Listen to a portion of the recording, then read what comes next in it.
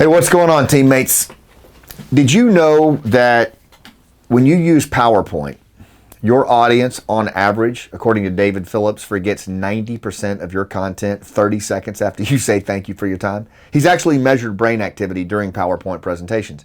Yet we use it all the time, don't we? We inundate people with short-form transactional communications that they don't even remember.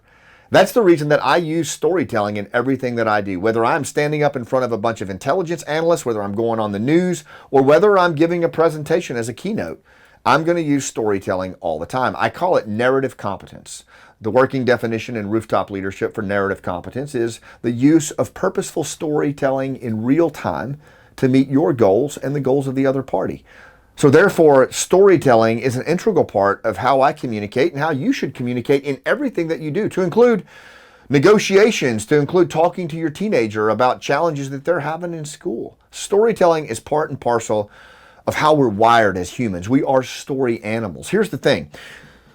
Your brain has a mandate to make sense of the world, according to Dr. Kendall Haven. And that mandate to seek and assign meaning to everything that you do, the brain does that through storytelling. The brain is a metaphorical pattern matching organ. Dr. Ivan Tyrrell tells us this in The Human Givens. The brain tells itself a story in everything that it does to make sense of new information.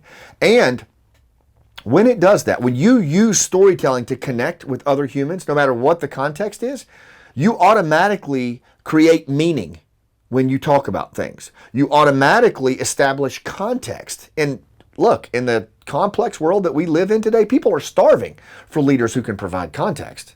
It accelerates that.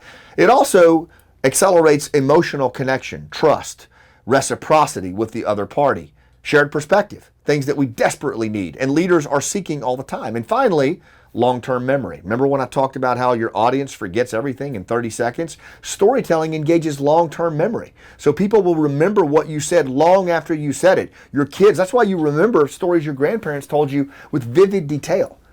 But here's the thing. If you don't employ story, they've done studies on this too. Dr. Haven has measured brain activity when storytelling is not used. And what he's found is that your audience will usually get your ideas, your content, your presentation wrong.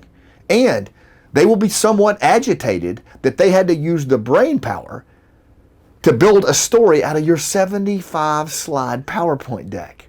Storytelling, narrative competence is where it's at, and I encourage you to build that narrative muscle. Now, if you want to go deeper on this, if you want to learn more about it, the stuff that I talk about in my book, Nobody's Coming to Save You, I encourage you to go to my Scott Mann Patreon site. Go to the link below, click on that, and join me on that Patreon page, and we will go deep on narrative competence. I'll see you on the rooftop.